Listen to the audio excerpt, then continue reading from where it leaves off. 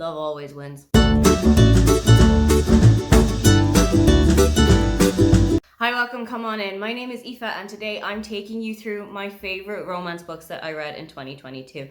I am a huge romance reader. I'm a big contemporary romance reader, steamy books, contemporary romance. Romance was one of my most read genres in 2022. I read 38 romance books out of 116. So that was a pretty wide scope for me to have to pick from, but there were a couple that stood out above the rest of them. This isn't in chronological order, this isn't in favourite order, this is just as they came to my head as I was making this list out. First up is a book series that has been described as a hug in a book, and I 100% have to agree with that. This is the Heartstopper series by Alice Oseman. I read the entire series in about a day and a half just after the Netflix special came out. I think I read the first one just after I had seen the Netflix show, or maybe just before it. And then I was just hooked by it. This book follows Nick and Charlie, who are two young boys in high school in England. I think Nick is in year 11 and Charlie is in year 10, or maybe it's the other way around, but they are coming to the end of secondary school. Charlie was outed as gay in the previous year to the book setting, and this is now something that he has become kind of notorious for around the school. Everybody is kind of taking the piss out of him for it. They're kind of mocking him or bullying him for it. Nick is one of the really popular guys in school. He's on the rugby team. He has got so much attention from guys and from girls in a friendship way. But Nick is starting to question his sexuality. And when Nick and Charlie start to hang out a little bit more together, as Charlie has joined the rugby team, there start to be some feelings developing between the two of them. This is such a wonderful book that I really wish that I had when I was younger. It would have answered so many questions that I had about myself, that I had about my sexuality. And I really hope that this book, the whole series, finds its way into the hands of people who need it and people who desperately will find themselves in the pages of it. My favourite of the volumes is the third one, where they go on a trip to Paris. The whole section of them in Paris is just so wonderful, and it is so heartwarming and so loving. And also there are two teachers in the Paris section that I just love reading about. I cannot wait for the fifth book of this series to come out. I cannot wait for the second season of the Netflix show to come out. I am just all over this series. Next up is Hani and Ishu's Guide to Fake Dating by Adiba Jagadar. This is the second of Adiba's books that was published and that I read, and I absolutely loved it, just as much as I have loved the Henna Wars. Something that I really love about it is how much it involves Ireland, how much I have seen the places that Diva's talking about. I think Hani and Ishu go to Gino's Gelato in Dublin City, and that is a place that I will have been to countless times from being in Dublin, from being in Cork, from being around Ireland. So it's definitely something that I have associated with. There are also little instances of use of the Irish language in the book, and that's definitely something that connects me to home, especially when I've been living away for so long. Hani and Ishu are also in the final stages of secondary school, and Hani is one of the most popular girls in school and everybody loves her. She's got these two really close friends, Dee and Aisling, who she feels like she can confide in, who she feels like she can tell anything to. So she tells them one day that she is bisexual, but they completely tear her down over it. They tell her that she is just doing it for attention, that she's confused, that she has no idea what she is talking about. And she starts to kind of pull away from these two girls a little bit more and finds friendship in the hands of Ishu. Ishu is running for student council, but she's not quite as popular as Hani is, so she's not expecting to get as many votes as anyone else on the ballot would. So Hani and Ishu decide to fake date to bring a little bit more popularity into Ishu and maybe give her a better chance at the polls.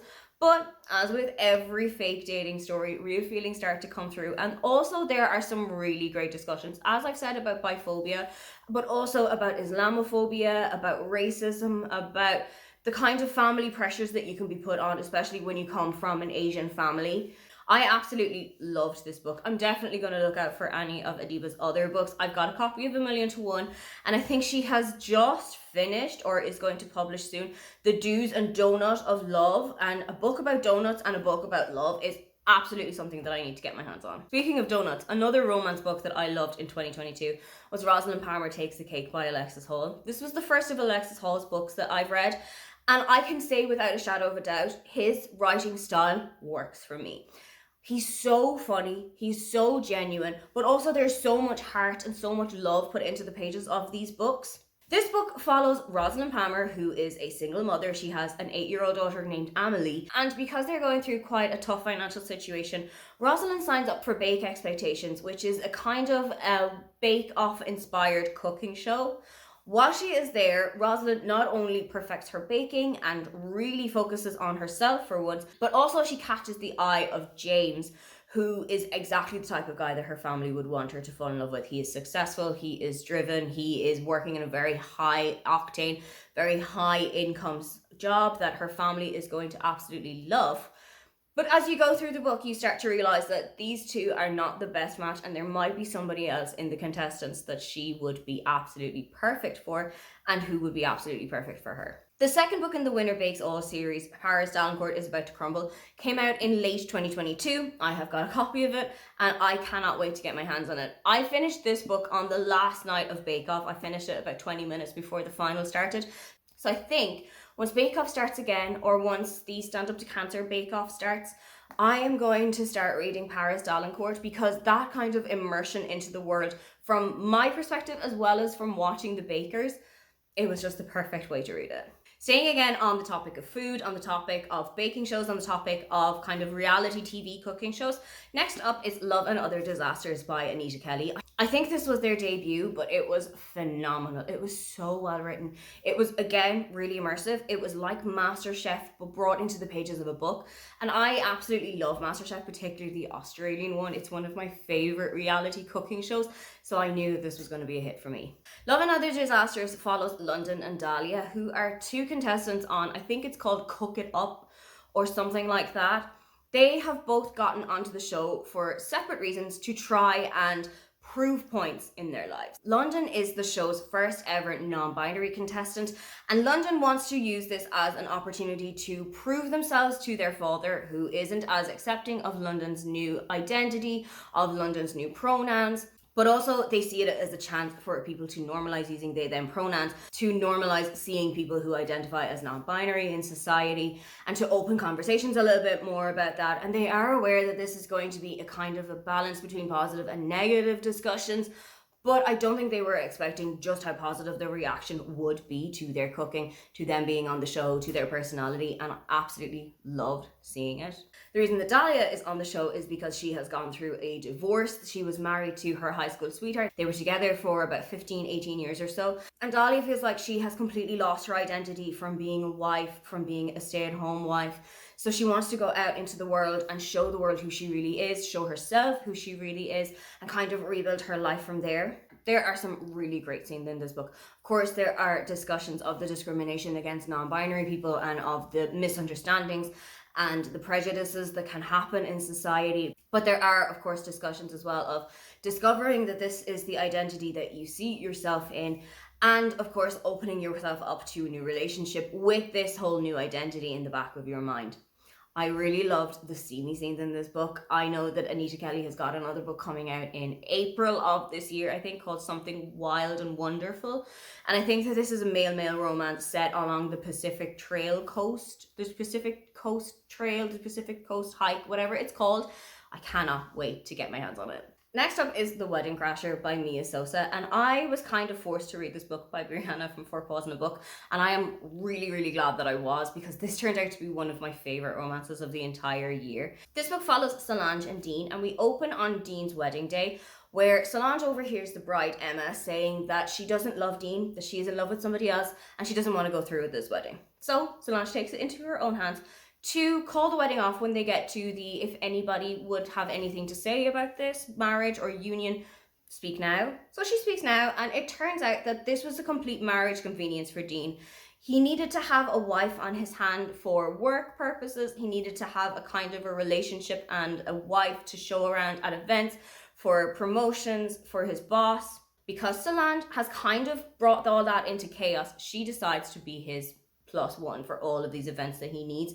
And of course, when they are fake dating, there are always real feelings that start to come into the fray as well. Something that I really loved about this book is not just how steamy it was, not just how the relationship between Dean and Solange was, but also the family situation in this book. Solange is Brazilian, her family all come from Brazil, and there are so many instances of Brazilian culture, of Brazilian food, of all of the Brazilian traditions that you see families going through from that area of the world. You can see just how tight-knit the family is, especially when one of Solange's cousins is pregnant and goes into labor. And you can see the family really banding together in a way that I thought was so wholesome and so wonderful and such a heartwarming and heart-lifting thing to see. I have got a copy of The Worst Best Man on my shelf, and I'm definitely going to make that a priority for 2023, because once I know that Mia Sosa's writing really works for me, I'm going to go and have a look for everything else that she's written. Next up is a book that really surprised me to be putting on this list, but It Happened One Summer by Tessa Bailey. This is the only Tessa Bailey book that I've ever read cover to cover and completely enjoyed it.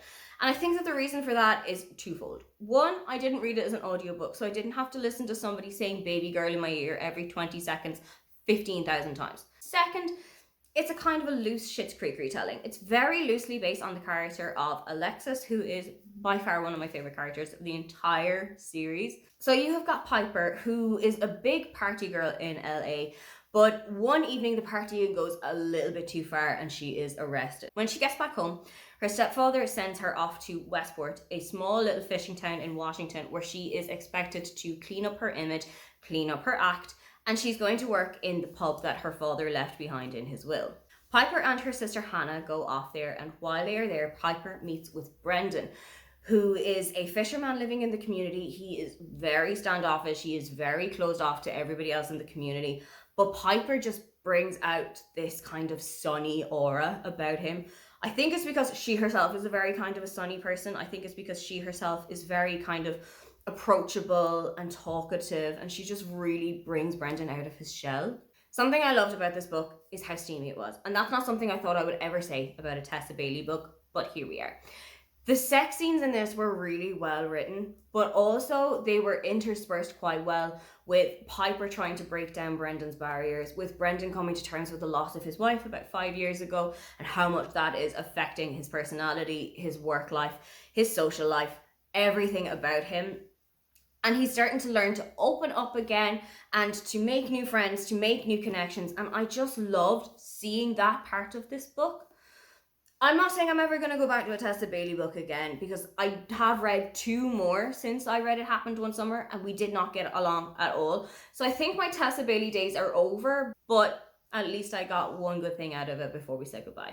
Next up is Delilah Green Doesn't Care by Ashley Herring Blake, and I absolutely loved this. You're following Delilah Green, who has left Bright Falls about 10 years ago and never really looked back. She is now living in New York. She is working as a photographer. She's a wedding photographer, an events photographer, but things are not starting to look great for her financially. When her stepsister Astrid calls and asks her to be the photographer for Astrid's upcoming wedding, Delilah doesn't really see any option apart from saying yes. There's a lot of money at stake, but it does mean that she has to go back to Bright Falls for 2 weeks because she needs to take pictures of the bachelorette party, she needs to take pictures of the hen party, of the bridal shower, of the preparations, the final dress fittings, the wedding itself, everything. While Delilah is there, she meets again with Claire, who is one of Astrid's best friends from when they were younger. And Delilah had always had something for Claire. She always thought that she was stunningly beautiful. 10 years later, Claire is a single mother. She and the father of her daughter are kind of on good terms, but not always on good terms. He's a kind of an absentee father. Think Christopher from Gilmore Girls and you're probably on the right track. But when Delilah and Claire get back together, there is no denying the sparks that fly in this book. I loved this kind of childhood friends to lovers story. It's got a there was only one bed story. It's got a really great discussion of finding out your sexuality a little bit later in life, which is something that happened to me, which is something that has happened to quite a few people that I know. This is definitely one of my books of the year. I read Astrid Parker Doesn't Fail, which is the second book in the series, and I know that Iris Kelly Doesn't Date, which is the third book, is coming out at some stage in 2023, and as soon as that comes out, I am going to be rushing to the bookshop to get my hands on it. Next up is Written in the Stars by Alexandria Bellafleur. This is the first of a kind of companion novel trilogy, but I think this one was my favorite one. It's got kind of hints of Pride and Prejudice, which you can instantly see from the name of the two main characters, Elle and Darcy. Elle works for Oh My Stars, which is a kind of an astrological based dating site, and she's working with her friend Brendan. And Brendan sets her up on a date with Darcy one night, but it absolutely does not go to plan right from the get-go. They have absolutely zero chemistry. They seem to have absolutely no back and forth flow of banter, of talks, of discussion. So when the evening ends, Elle is kind of disappointed that she would have loved to have seen her again, but Darcy is just kind of closing off the door. However, Darcy and Elle are forced to work together again to develop the app for Oh My Stars, to develop their website a little bit more, and they start to really fall for each other once they have been put a little bit more closer together. Something that I really loved about this book, and I think that this was my highlight of it, is the kind of BuzzFeed style listicles at the start of some of the chapters that will tell you like what is your dream rom-com based on your star sign, or what is your Starbucks order based on your star sign. I have written down every single one for Cancers that came up in every single one of these books, and I have got a little copy of them in my journal that if I ever feel like I need a little bit of inspiration, if I'm going shopping or if I'm watching a movie, I'm going to dip into them and see how it goes. I know that Alexandria's next book, The Fiancé Farce, is coming out in April or May of this year, and I am absolutely going to be getting my hands on that because it is fake dating but sapphic, and that is just everything that I needed to know about a book. Finally is Weather Girl by Rachel Lynn Solomon. I actually read Rachel's 2 adult books, Weather Girl and The X Talk, in 2022, but I think Weather Girl kind of edged it out a little bit as my favorite of her adult romance books. This one follows Russell and Ari, who are both working in a TV station. Russell is the sports commentator, sports reporter, and Ari is a weather girl. She's a kind of a trainee weather girl who's looking to kind of up her game in the area. The bosses that they work for, Ari's boss Torrance and Russell's boss Seth, have gotten divorced from each other, and the atmosphere in the office can now be described as frosty. It's awful coming into work because they just keep shouting at each other in every meeting, or if they cross each other's paths in the corridors.